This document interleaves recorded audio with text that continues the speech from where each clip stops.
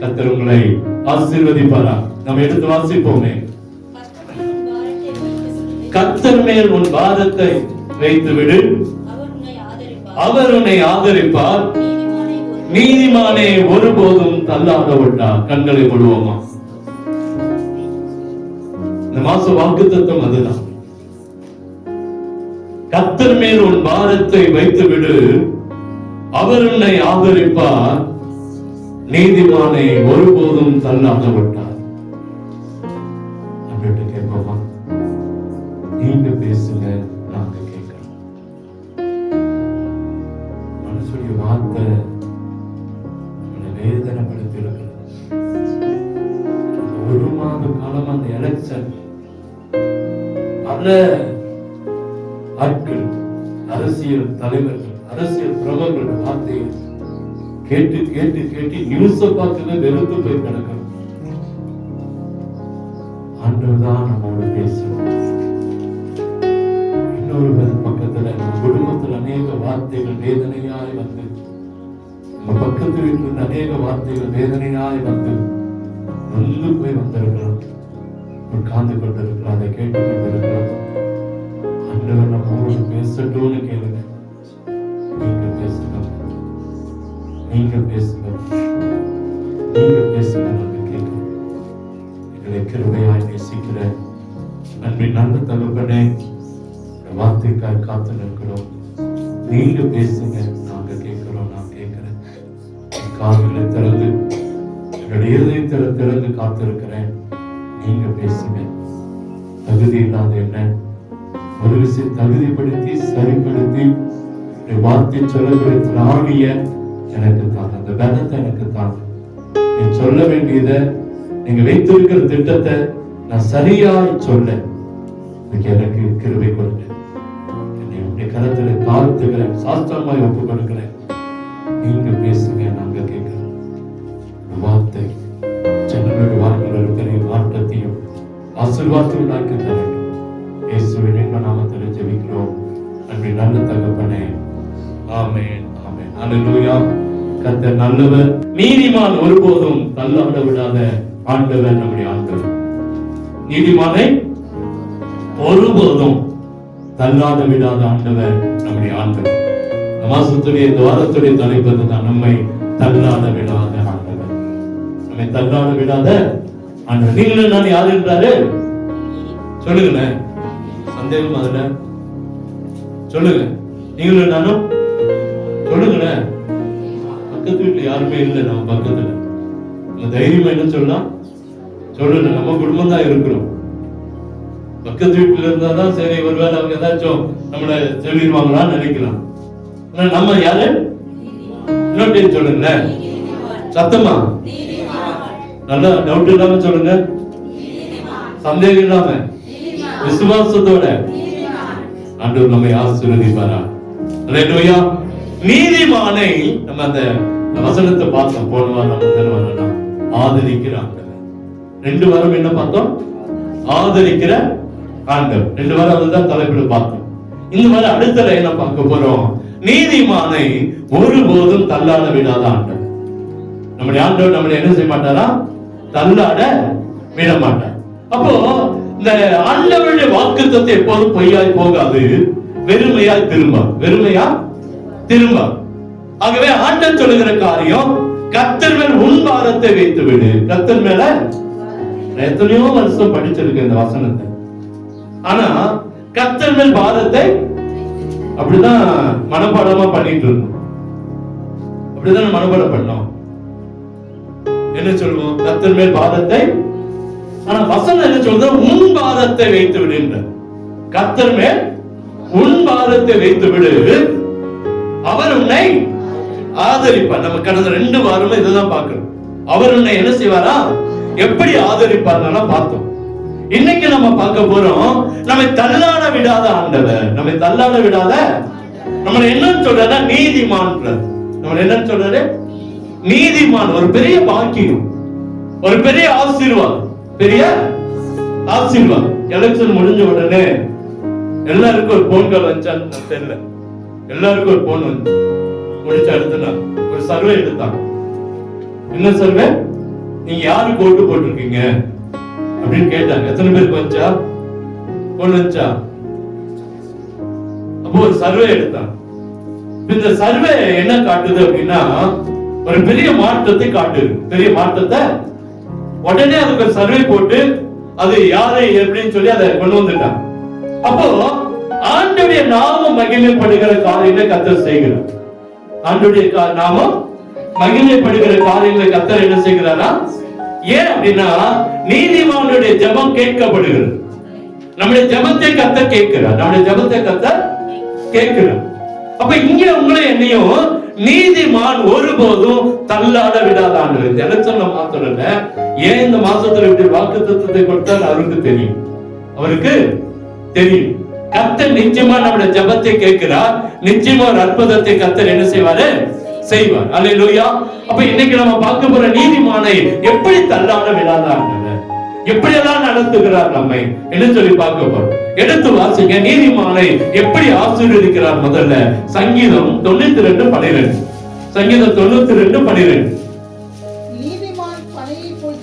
நீதிமான் பனையை போல செழித்து லீபனோனில் உள்ள கேதுருவை போல வளருவான்.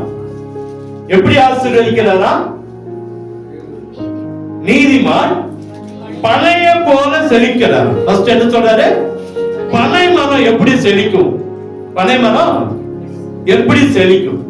இந்த பனை மரத்துக்கு ஒரு வரலாறு இருக்குதுங்க. பனை மரத்துக்கு என்ன இருக்கு? இது ஆப்பிரிக்காவை சேர்ந்தது. பனைமரம் எங்க இருந்தது? ஆப்பிரிக்காவை சேர்ந்தது. அங்கிருந்த காடுகளை இருந்த ஒரு மரம் தான் இந்த பனைமரம். இந்த பனைமரத்தோட விதைய எடுத்து வச்சுட்டு இந்த ஆப்பிரிக்கா ஜனங்கள் என்ன செய்வாங்கன்னா போகிற இடத்துல எல்லாம் தூவிடுவாங்க. அதனாலதான் இன்னைக்கு இந்தியாவுக்குள்ள தமிழ்நாட்டுக்குள்ள எல்லா இடங்களிலும் பனைமரம் என்ன செஞ்சுச்சு? வந்துச்சு. இது முதிர்ச்சி அடைறதுக்கு 15 வருஷம் ஆகும். நல்லா வளர்ந்து அது வளர்றதுக்கு எத்தனை வருஷம் ஆகும்? 15 வருஷம் ஆகும். இதோடைய ஜீவன் 125 வருஷம் இருக்கும். எத்தனை வருஷம்? நல்லா கவனிச்சுங்க. எப்படி கர்த்தர் எதுக்கு ஒப்பிட்டு கர்த்தர் சொல்கிறார் பாருங்க. 125 வருஷம் உயிரோடு இருக்குமா? இது போலதான் நீதிமானுடைய வாழ்க்கையை கர்த்தர் ஆசீர்வதிக்க போகிறார். 15 வருஷத்துல ஒரு முதிர்ச்சி ஒரு நல்ல நிலைமைக்கு 125 வருஷம் ஏறக்குரிய 110 வருஷம் பலனை கொடுக்கும். எத்தனை வருஷம்? 110 வருஷம் என்ன கொடுக்கும்? பலனை கொடுக்கும். இது 16 வகையில இது பயன்படும். பனைமரம் எத்தனை வகையிலங்க? 16 வகையில. ஏன் இதை நான் சொல்றேன்னா கர்த்தர் ஒரு எடுத்துக்காட்ட பனைமரத்துக்கு வச்சிருக்கிறார். அந்த பனைமரத்தை போல நீதிமானை கர்த்தர் உயர்த்துவார். அல்லேலூயா. 16 வகையா அது பயன்படுவா. பனங்கிழங்கு, பனைவாழை, பனை ஓலை, பனைமட்டை, பனை சருகு, பனைக்குலை, பனை கூசல், அதாவது பனை நொங்கு, பனை பழம், பன்னாடை, பனங்கொட்டை, பனஞ்சோறு, அடுத்தது பனை குறுக்கு அப்படின்னு சொல்றாங்க. பனை அந்த குருத்து. அடுத்தது பழத்துல அந்த அதுல இருந்து ஒரு பால் வருமா, அது பனப்பால் அப்படின்னு சொல்றாங்க. அப்போ 16 வகையா இது அடியிலிருந்து நுனி வரைக்கும் ஜனங்களுக்கு என்ன செய்யலாம்? பயன்படும். இதோட காரியங்கள் ஒரு மரம் ஒரு வருஷத்துக்கு 180 லிட்டர் பதநீர் கொடுக்கும். எப்படி கொடுக்கும்? 180 லிட்டர் பதநீர் கொடுக்கும். 20 கிலோ கருப்பட்டி கொடுக்கும். எவ்வளவு கொடுக்குங்க? 20 கிலோ 25 கிலோ கருப்பட்டி கொடுக்குமா? 20 கிலோ பனை நாதம் கொடுக்கும். பனை 10 கிலோ விறகு கொடுக்குமா? 6 பாய் செய்யலாமா? 2 கூடை செய்யலாமா? 2 கூடை செய்யலாம். அப்படி இந்த பனை மரம் மற்றவர்களுக்கு பயனுள்ளதாக மாறும். அதனாலதான் ஆண்டவர் பனை மரத்தை நமக்கு ஒப்பிட்டு கர்த்தர் சொல்லி இருக்கிறார். அல்லேலூயா. பனை மரம் போல என்ன செய்யறாங்களா? செழித்து. அப்போ இந்த பனை மரம் ஒருபோதும் மக்களுக்கு வேதனையா இல்லை. மக்களுக்கு வேதனையா பயன்படுகிறது. எப்படி பயன்படுகிறது? பல விதங்களிலே இது செழித்து வளர்கிறது. ஆகவேதான் ஆண்டவர் ஒரு நீதிமான் எப்படி வளருவானா? பனை மரம் போல என்ன செய்வானா? வளரும். அல்லேலூயா. அப்ப ஒரு பனை மரம் எப்படி ஜனங்களுக்கு பயன்படுகிறதோ, எத்தனை வருஷம் உயிர் வாழுகிறது, அதுக்கு அழிவில்லாத வருஷங்கள் இருக்கிறது, அது நல்ல முதிர்ச்சி அடைந்து அநேகருக்கு பயனுள்ள காரியங்களை கொடுக்கிறது, அநேகருக்கு அது பயன்படுகிறது. அதே போல நீதிமானை கர்த்தர் தள்ளாட விட மாட்டார். நீதிமானை கர்த்தர் ஆசீர்வதிப்பார். நீதிமானை கர்த்தர் ஆசீர்வதிப்பார். சரி, ஏன் லீபனோனில் உள்ள கேதுரு மரம் சொல்றாரு அப்படின்னு பார்க்கிறோம்.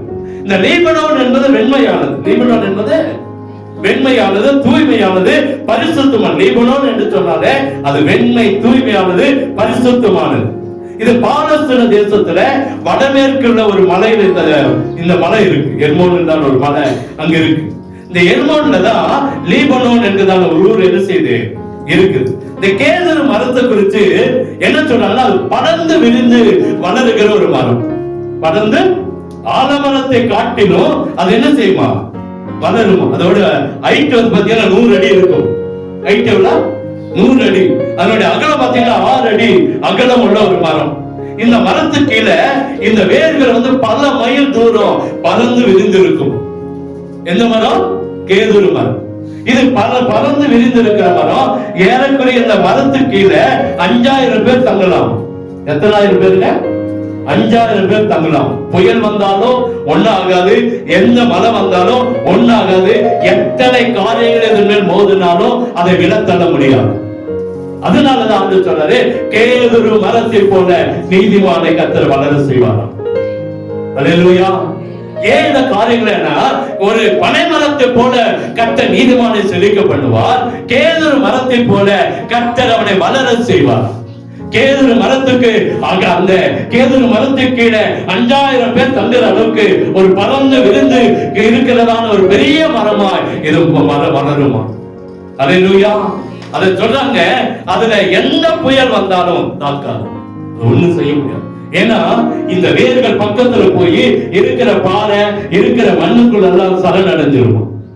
எல்லாத்தையும் தன் பக்கமா கொண்டு பலமா இந்த மரமாய் கேதுரு மரம் இருக்குமா. அதனாலதான் சாலமோன் ஆலயத்தை கட்டுவதற்கு கேதுரு மரங்களை கொண்டு வரப்பட்டது. அல்லேலூயா. அப்ப ஆண்டவர் என்ன சொல்றாருன்னா, இங்க பனையை போல செழித்து லீபனோனின் கேதுருவை போல நீதிமானை கர்த்தர் வளர செய்வார். வளர. இன்னொன்னு பார்த்தீங்கன்னா, இந்த கேதுரு மரத்துக்கு இன்னொன்று இருக்குது. இந்த செடிகள், அந்த கிளைகள் உறைஞ்சு உறைஞ்சு அது ஒரு பிசின் வரும். அது என்ன வருங்க? பிசின் வரும். அது என்ன பிசின்னா, பயங்கரமான வாசனை திரவியமா மாறும். பல கிலோமீட்டருக்கு அந்தாண்ட இருந்து வந்தாலும் இதனுடைய வாசனை எல்லாருக்கும் கேட்கும். கேட்க அந்த வாசனை எழுபடுமா, முகர முடியுமா? அப்ப பாருங்க, ஒரு கேதுரு மரத்தை ஒரு நீதிமானுக்கு ஒப்பிட்டு சொல்லி இருக்கிறார். ஒரு பனை மரத்தை நீதிமானுக்கு ஒப்பிட்டு சொல்லி இருக்கிறார். அங்கே சங்கீதத்தில் பனை மரம் போல நம்மை செழிக்க பண்ணுவா, நம்மளை கர்த்தர் வளர செய்வார். அநேகருக்கு பிரயோஜனமாய் கர்த்தர் வைப்பார். அநேக கண்களுக்கு ஆச்சரியத்தை உண்டாக்குவார். கேதுரு மரங்களை போல வாசனை திரவியங்களால் கர்த்தர் ஒவ்வொருவரை கர்த்தர் மாட்டுவார். சாதாரணமா அவரு எந்த காரியத்துக்கும் ஒரு ஒப்பிட்டு சொல்லல. எந்த ஒரு மரத்துக்கும் எந்த காரியத்துக்கும் அவர் ஒப்பிட்டு சொல்லி இருக்கிறார்னா, அது ஆசீர்வாதமா இருந்தா தான் மனிதனுக்கு ஒப்பிட்டு சொல்லுகிறார், நீதிமானுக்கு ஒப்பிட்டு சொல்லுகிறார். அல்லேலூயா. அழகு சொல்ல நீதிமான். இன்னொரு முறை வசந்த வாசிங்க. பனையை போல செழித்து. பனை எப்படி இன்னைக்கு நான் உங்களுக்கு சொன்னேன், அது 16 வகையில பயன்படுகிறது. அதனால அது ஒரு வருஷத்துக்கு இத்தனை காரியங்களை செய்கிறது. அது போல கர்த்தர் ஒவ்வொரு விசுவாசியும் நீதிமானை கர்த்தர் வளர செய்வார். அவரை கீழே விடாத ஆண்டவர், தோற்று போக விடாத ஆண்டவர், வெட்கப்பட்டு போக விடாத ஆண்டவர் நம்மை கர்த்தர் உயர்த்துவார். கேதுரு மரங்களை போல என்ன செய்வாரா? என்ன செய்வாரு? வளர செய்வார். கேதுரு மரத்தை போல. லீபனோனில் உள்ள கேதுரு. அப்ப வேறு இடத்திலிருந்து கேதுரு மரங்கள் என்ன செஞ்சிருக்கலாம். ஆனா லீபனோனில் இருக்கிற கேதுரு மரம் தான் இந்த மகிமையை பெற்றது. தேவ கரத்தில் இருக்கிற நீதிமான்களை தான் கர்த்தர் ஆசீர்வதிக்கிறார். உங்களுடைய நீ ஆசீர்வதிக்கிற ஆண்டவர் நம்முடைய ஆண்டவர். அல்லேலூயா. கேதுரு என்பது நம்ம ஆண்டவருடைய சமூகத்தை வைத்துக் கொள்ளலாம். அந்த கேதுரு மரத்துல, கேதுரு என்கிறதான இடத்துல இருக்கிற அந்த லீபனோனில் இருக்கிற அந்த கேதுரு மரம் போல உங்களை நீ கர்த்தர் மாட்டுவா. அல்லேலூயா. இந்த மாசத்துல கர்த்தர் சொல்ற நீதிமானை தள்ளாட விடாத ஆண்டவர். ஏன் அப்படின்னா இங்க பனை மரமோட செழிக்கிற மரம் கீழே விழுகுமா? தள்ளாட விடுவாரா? எந்த மனுஷனாலும் தள்ளாட வைக்க முடியாது. யாரும் நம்மளை கீழே விழுந்து விட முடியாது. யாரும் நம்மளை குடிப்பறிச்சு நம்மளை கீழே விழ வச்சலான்னு சொல்லி யாரும் நினைக்க முடியாது. ஏன்னா பனை மரம் போல செழிக்க பண்ணுகிறவன், கேதுருவை போல லீபனோனில் கேதுருவை போல வளர செய்கிறவர் நம்முடைய ஆண்டவர். அல்லேலூயா. அதனாலதான் சொல்ற நீதிமானை கர்த்தர் உயர்த்துவார். நீதிமானை ஒருபோதும் தள்ளாட விடவே மாட்டார். இரண்டாவது நீதிமானை எப்படி பார்க்கிறார்? எடுத்து வாசிங்களேன். சங்கீதம் 112:6.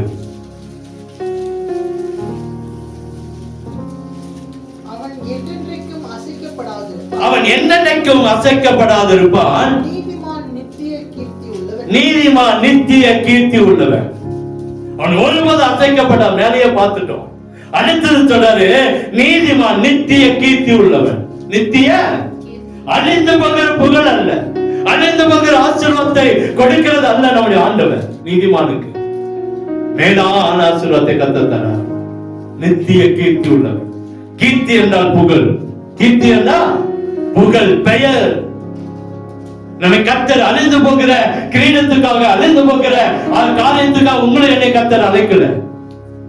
நித்தியமான ஆசீர்வாதத்துக்காக கர்த்தர் நம்மை அழைத்திருக்கிறார். அல்லேலூயா. நம்முடைய புகழை ஒருவனால அழிக்க முடியாது. நமக்கு வருகிற ஆசீர்வாதத்தை ஒருவராலும் அழிக்க முடியாத காரியத்தை கர்த்தர் வைத்திருக்கிறார். கர்த்தர் வைத்திருக்கிறார். அல்லேலூயா. ஏன்னா ஆண்டவர் இன்னைக்கு நம்முடைய வாழ்க்கையை அவர் கையில எடுத்து வைத்திருக்கிறார். சொல்றாரு நித்திய நீதிமான் நித்திய கீர்த்தி உள்ளவன். நித்திய கீர்த்தி உள்ளவன். வியட்நாம் என்கிறார் அந்த தேசத்தில் ஒரு பெரிய யுத்தம் நடந்துச்சு. அதுல ஒரு டாம் என்கிறார் ஒரு மனுஷன் ஹெலிகாப்டர் பயணியா, விமான பயணியா இருந்தான். அவன் தன் தேசத்தில் அந்த சண்டை போடும்போது தவறுதலா அந்த அந்நியருடைய இடத்துக்கு கடந்து போயிட்டான். அவனை சிறைப்பிடிச்சுட்டாங்க. அந்த மாதிரி நிறைய பேர் அந்த வியட்நாமுடைய ஆட்களை சிறைப்பிடிச்சு வச்சிருந்தான். நிறைய பேர் இருந்தான். அப்போ இவங்களுக்கு அங்க லெட்டர் வரும். அப்பெல்லாம் லெட்டர் தானே. அப்ப அங்க அந்த வியட்நாம் தேசத்திலிருந்து இவங்களுக்கு நிறைய லெட்டர் வந்துட்டே இருக்கு. என்ன வருதுன்னா 1969 நீல் ஆம்ஸ்ட்ராங் வந்து அந்த சந்திரனை இறங்கி கொடியை ஸ்தாபித்து இருக்கிறார். இனி நம்ம பயப்பட வேண்டியது இல்ல, நமக்கு ஒரு பெரிய விடுவு காலம் வந்துருச்சுன்னு ஒரு லெட்டர் வந்துட்டே இருக்கு. ஆனா சிறைச்சாலையில் இருக்கிறவெல்லாம் இவங்களுக்கு வர லெட்டர் எல்லாம் அந்த வேடெல்லாம் அழிச்சிட்டு, அந்த நல்ல வார்த்தைகள் எல்லாம் அழிச்சிட்டு இவங்களா ஒரு சில வார்த்தைகளை எழுதி கொடுத்துட்டாங்க. இதை படிக்க சிறைச்சாலை இருக்கிறவங்க பயம். எவ்வளவு நாள் இன்னும் சிறைச்சாலையில் இருக்கணும்? ஐயோ எங்க தேசம் இன்னும் அடிமையில இருக்குது, எங்க தேசத்துக்கு சுதந்திரம் கிடைக்கலையே அப்படின்னு சொல்லி அடிமையாவே இருக்கிறான். ஒரு நாள் என்ன நடந்ததுன்னா, அதே போல அங்கிருந்து 1969 அந்த நீல் ஆம்ஸ்ட்ராங் வந்து இந்த சந்திரனை இறங்கிட்டாரு.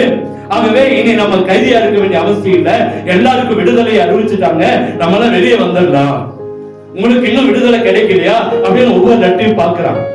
ஆனா இவன் அந்த சிறைச்சாலைக்கார அந்த வார்த்தையால அடிச்சுட்டு அந்த வெறும் கடிதத்தை கொண்டு போய் கொடுத்துட்டான். இவங்க அதை பார்க்கிறாங்க. எல்லா கடிதம் எல்லா லெட்டர் எல்லாம் அடிக்கப்பட்டு இருக்குது, வார்த்தைகள் எல்லாம் அடிக்கப்பட்டது. ஆனா அவன் குத்தின அந்த ஸ்டாம்ப் இருக்கு பாருங்க, அந்த ஸ்டாம்ப்ல அந்த நீல் ஆம்ஸ்ட்ராங் சந்திரன்ல இறங்கின அந்த சவால் தலையை அவன் வெளியிட்டு இருக்கான். அவங்க என்ன செஞ்சிருக்காங்க பாருங்க, வார்த்தைகளை அடிக்க முடிஞ்சது, அந்த தபால் தலை அவங்களால என்ன செய்ய முடியல, அடிக்க முடியல. இத பார்த்த உடனே உள்ள இருந்த சிறைச்சாலை இருந்த எல்லா ஜனங்களும் ஒன்று கூடிட்டாங்க. நமக்கு சுதந்திரம் கிடைச்சிருச்சு, நமக்கு சுதந்திரம் கிடைச்சிச்சு. பாருங்க ஸ்டாம்ப்ல, அதை ஸ்டாம்பை போட்டு வியட்நாம்ல நமக்காக ஒட்டப்பட்டு இருக்கிறது, நாம இங்க அடிமைகள் இல்லைன்னு சொல்லி உள்ள இருக்கிற எல்லாம் ஒண்ணு கூடி கலகம் பண்ணி எல்லாரும் விடுதலையாய் வெளியே வந்தாங்க.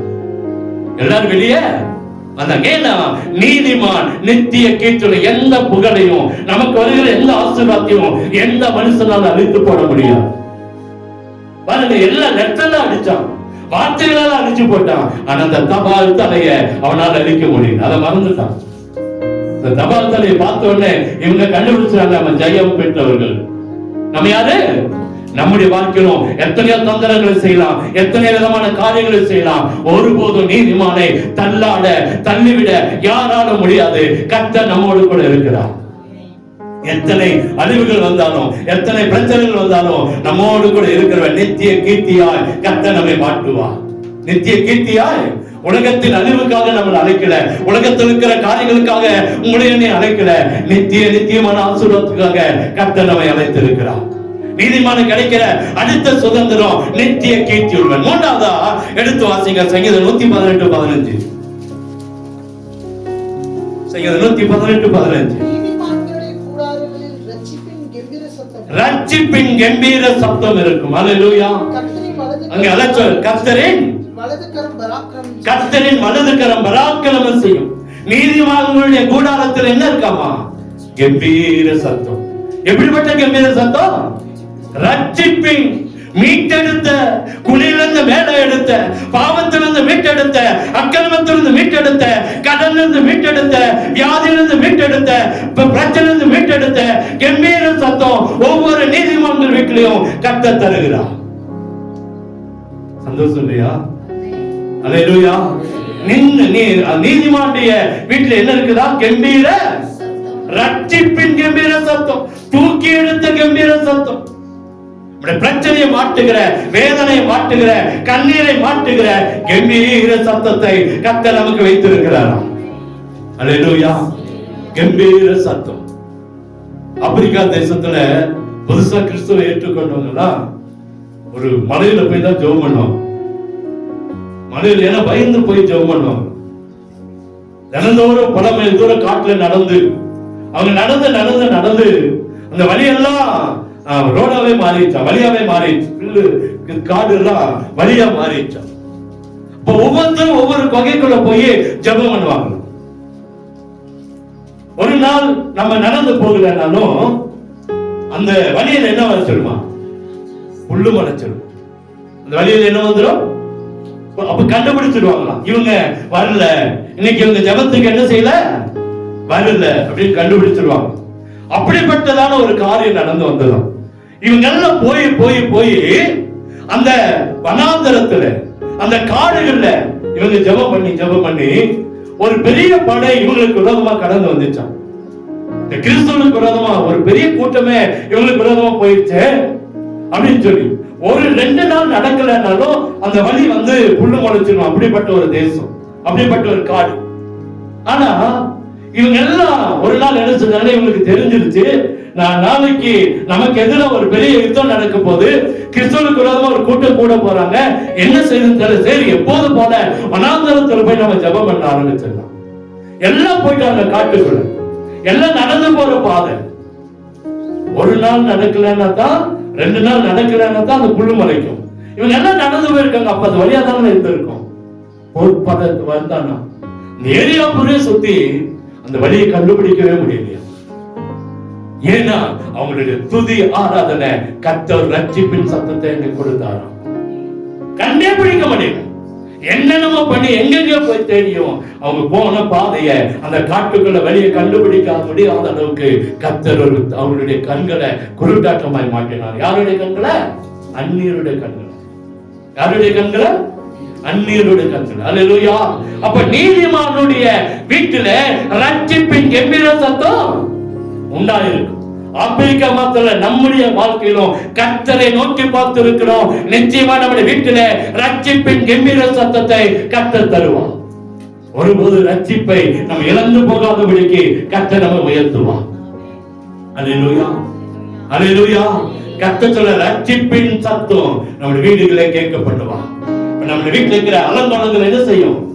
மாறும்.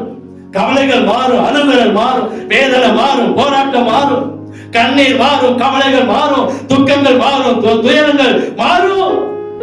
வேதனைகளை மாற்றக்கூடிய தெய்வம் இயேசு மாத்திரம்தான். நம்முடைய வீட்டில் என்ன கிடைக்குமா? கேட்குமா? 3வது காரியம் சொல்றாரு, ரட்சிப்பின் சத்தம். ரட்சிப்பின் கம்பீர சத்தம் நம்முடைய வீடுகளிலே கேட்கப்படுவா.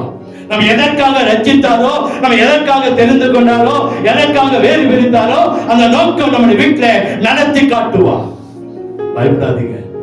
இதுவரைக்கும் அழுகுறதா, இதுவரைக்கும் வேதனையா, இதுவரைக்கும் உணங்களா, இதுவரைக்கும் பாரங்களா, இதுவரைக்கும் போராட்டங்களா, இதுவரைக்கும் பலவீனங்களா, கர்த்தர் அதை மாற்றி ரட்சிப்பின் சத்தத்தை கேட்க பண்ணுவார்.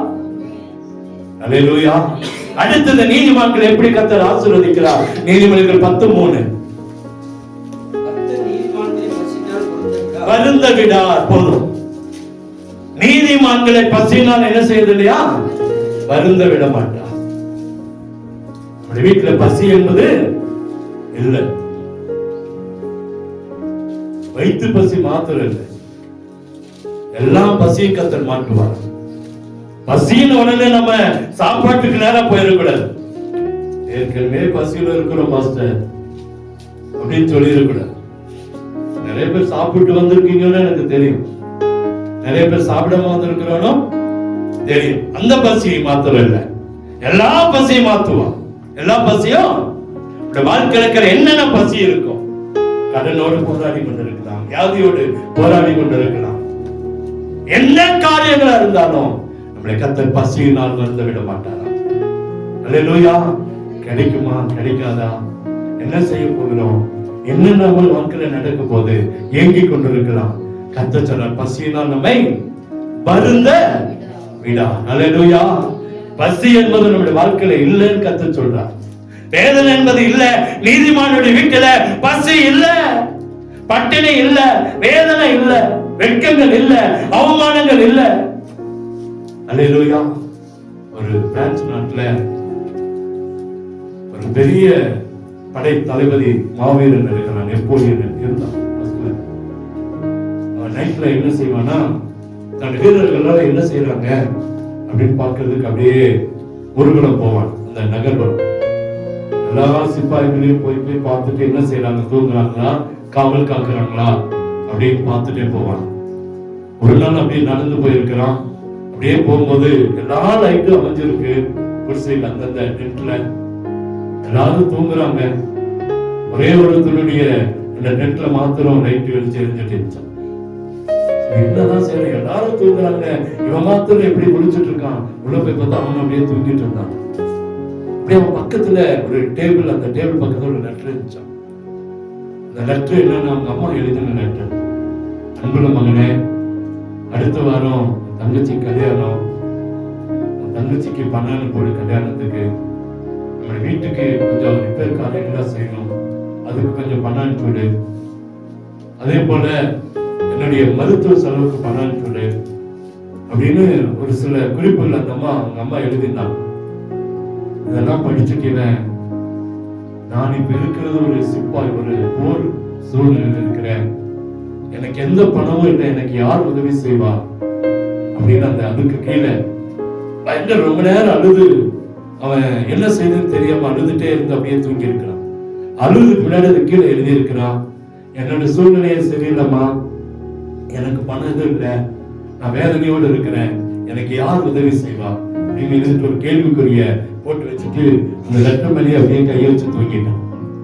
அந்த ராஜா வந்து பார்த்தான். பார்த்துட்டு இவனை லைட்டை போட்டுட்டு தூங்கிட்டு இருக்கிறானே கோவப்பட்டாலும் திடீரென அந்த லெட்டரை பார்த்தோன்னே அவனுக்குள்ள ஒரு ஒரு இலகின மனசு வந்துச்சான். நெப்போலியன் கீழே எழுதுனான், அந்த கடிதத்துக்கு கீழே அவன் பேர் எழுதி, உனக்கு நான் உதவி செய்யறேன், உன்னுடைய அத்தனை பணத்தையும் நான் உனக்கு கொடுத்துறேன், நீ பயப்படாத. திடீர்னு எந்திரிச்சு பார்க்கிறான், ராஜாவுடைய கையெழுத்தோடு கூட அங்க அந்த கடிதம் இருந்ததான். ஏன் இதை சொல்றேன், அது உண்மை நடந்த சம்பவம் தான். இப்ப நம்ம சொல்லி கொண்டு இருக்கிறதெல்லாம் உண்மையா நடந்த ஏதோ கோர்த்து காரியங்கள் எல்லாம் இல்லை. அப்போ ஒரு ராஜாவுக்கு தன்னுடைய இடத்துல இருக்கிற தன்னுடைய சக வீரனுக்கு உதவி செய்கிற மனப்பான்மை, அவன் பசியினால அவங்க குடும்பம் இருக்கக்கூடாது, வேதனையில் இருக்கக்கூடாதுன்னு நினைக்கிற ஒரு ராஜா இருக்கிறானா, அதை காட்டு நம்ம ஆண்டவர் பெரியவர். அல்லேலூயா. நம்மை ஒருபோதும் பசியினால வருந்த விட மாட்டார். நம்முடைய தேவைகளை சந்திக்காம விடவே மாட்டார். நம்முடைய குறைவுகளை மாற்றாம விடவே மாட்டார். நம்முடைய பிரச்சனைகளை மாற்றாம விடவே மாட்டார். நமக்கு உதவி செய்யாம இருக்கவே மாட்டார். அதனால சொல்றாரு, நீதிமான் பசியினால் என்ன செய்ய மாட்டாராம், வருந்த விட மாட்டார். அதே நீதிமொழிகள் 10:30 எடுத்து வாசிக்கல. அடுத்தது சொல்றாரு, நீதிமான் என்னைக்கும் அசைக்கப்படுவதில்லை. என்னைக்கும் நம்மளுக்குள்ள எண்ணி கர்த்தர் அசைக்க விடவே மாட்டார். இன்னைக்கு நம்ம ஒரு அசைக்கிறது போல இருக்கலாம், இன்னைக்கு நம்முடைய வாழ்க்கை ஒரு தடுமாற்றத்துக்குள்ள இருக்கலாம், நம்முடைய வாழ்க்கை ஒரு கலக்கத்துக்குள்ள இருக்கலாம், நம்முடைய வாழ்க்கை ஒரு போராட்டத்துக்குள்ள இருக்கலாம். நிறைய பணங்களை வீணா செலவழிச்சு போயிருக்கலாம். அநேக பணங்கள் நமக்கு தெரியாமையே அதிகாரிகள் கண்டோருக்கோ அல்லது மற்றவர்களுக்கோ அது செலவாய் போயிருக்கலாம். அல்லது நமக்கே தெரியாம நம்முடைய உழைப்பு வேறு யாரோ அதை பயன்படுத்தி கொண்டு வரலாம். சொல்றாரு, ஒருவராலும் நம்மை அசைக்க முடியாது. அல்லேலூயா. ஏன் தெரியுமா? 1 பேதுரு 3:12 எடுத்து வாசிங்களேன். 1 பேதுரு 3:12.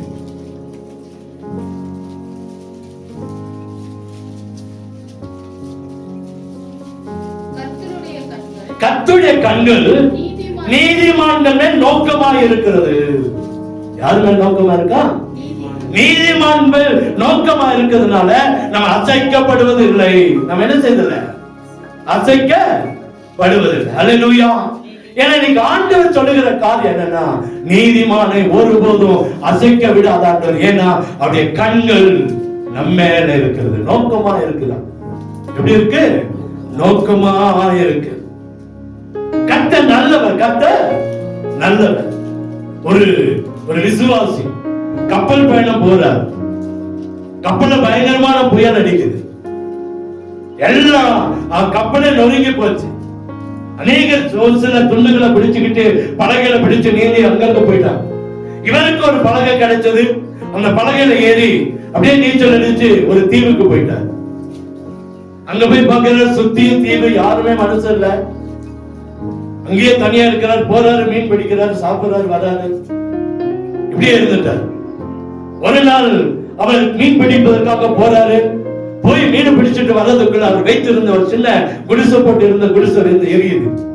பயங்கரமா எரிஞ்சு புகையா மேல போயிட்டு இருக்கு. இவர் வந்து பாக்குறாரு, ஆண்டவரே, நான் ஒரு விசுவாசி, நான் உண்மை தெரிந்த ஒரு மனுஷன், நான் எனக்கு தங்குவதற்கு இடம் இல்ல, ஒரு சின்ன இடத்தையும் இன்னைக்கு நெருப்பு எரிஞ்சிட்டு நான் என்ன செய்ய போறேன்? பயங்கரமா எரிஞ்சு புகை போகுது. அப்படியே பார்த்துட்டு அங்கடாச்சிட்டு இருக்கும் போது ஒரு கப்பல் அவருடைய தீவு நோக்கி வந்துச்சு. அப்படியே அவருக்கு ஒரு ஆச்சரியம், என்ன தேடி ஒரு கப்பல் தான். அந்த மாநில இறங்கி ஓடி வந்தானா, என்ன நடந்தது சொன்னா, இந்த தீவுல யாராச்சும் பிரச்சனைகள் இருந்தா, இந்த தீவுல யாராச்சும் வேதனையோடு இருந்தா ஒரு நெருப்பு போட்டு காட்டுவாங்க. இந்த நெருப்பு எரியும். அதை பார்த்து நாங்க வந்து அவங்களை காப்பாத்திட்டு போவோம். இன்னைக்கு அந்த ஒரு நெருப்பு எரிஞ்சதை பார்த்துதான் வந்தோம். பாருங்க, ஆண்டவர் அவர் எத்தனை நாளைக்கு தான் தனிமையா இருக்க முடியும்? இந்த காரியத்தை, அந்த குடிசையை எரித்து கர்த்தர் அவரை காப்பாற்றினார். அல்லேலூயா. ஏன்னா கர்த்தருடைய கண்கள் நம்ம நோக்கமா இருக்கிறது. மனுஷனுடைய கண்கள் வேறு விதமா பார்க்கலாம், சொந்த குடும்பங்களுடைய கண்கள் வேறு விதமா பார்க்கலாம். நம்மளை பார்த்து ஏளனமா பேசலாம், நம்மளை பார்த்து வெட்கப்படுத்த காரியங்களை சொல்ல நான் நினைக்கலாம். ஆண்டவர் சொல்றாரு, என்னுடைய கண்கள் உங்க மேல, நீதிமான்கள் மேல நோக்கமாக இருக்கிறது. வேதனைகளை அறிந்திருக்கிறார், நம்முடைய கண்ணீரை அறிந்திருக்கிறார், நம்முடைய கவலைகளை அறிந்திருக்கிறார், நம்முடைய துக்கங்களை அறிந்திருக்கிறார், நம்முடைய துன்பங்களை அறிந்திருக்கிறார். அதனால நம்மை அசைக்க விடவே மாட்டார். அல்லேலூயா. மனுஷன் நமக்கு அசைக்க முடியாது, எந்த காரியங்களும் நம்மளை அசைக்க முடியாது. கர்த்தருடைய கண்கள் நம்மை நோக்கமாக இருக்கிறது. மறுநாளை முடக்குவோமா? 5 இடத்துல 5 காரியங்களை கர்த்தர் நமக்கு சொல்லி இருக்கிறார். நீதிமான் பனையை போல செழித்து, லீபனோனுடைய கேதுருவை போல வளர செய்வான். சாதாரணமா ஒரு காரியத்துல ஒரு உதாரணம் கொடுக்கல.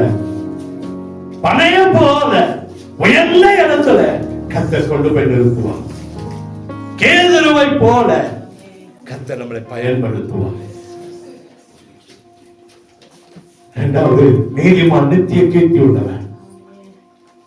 அவனுடைய புகழை கெடுக்க ஒருவனால முடியாது, ஆசீர்வாதத்தை கெடுக்க ஒருவனால முடியாது.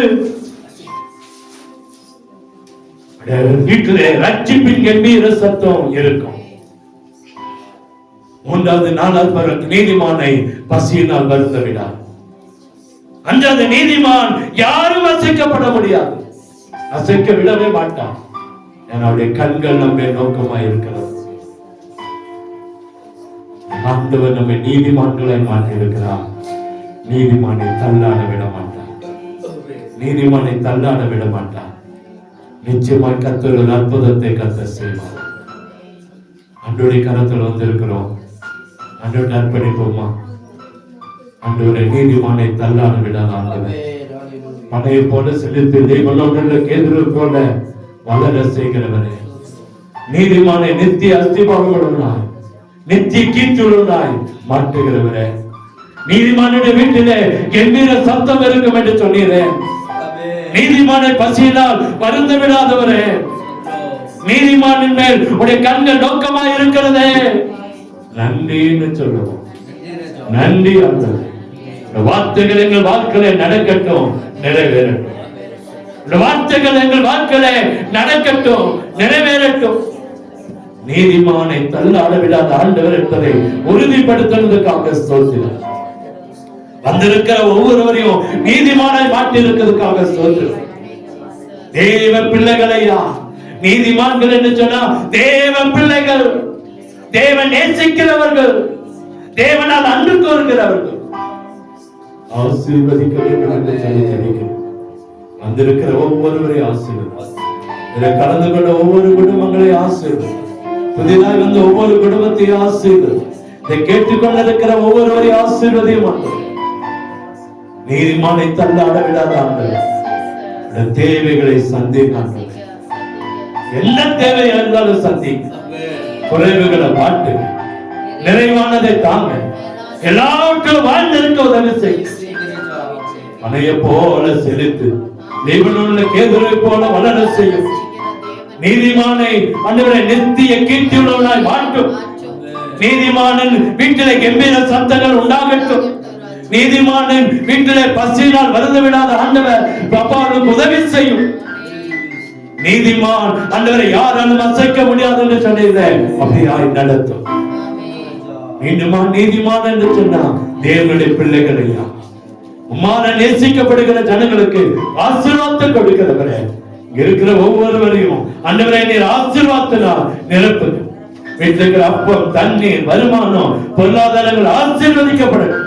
ஒன்றிலும் குறையில்லாம் நிறைவானதை, மேலானதை, நன்மையானதை, ஆசீர்வாதமானதை தந்தருள வேண்டும் என்று சொல்லி ஜெபிக்கிறோம். கரமானது செய்யும். இயேசுவின் இன்ப நாமத்தில் ஜெபிக்கிறோம். அன்பின் நல்ல தகப்பனே, ஆமென்.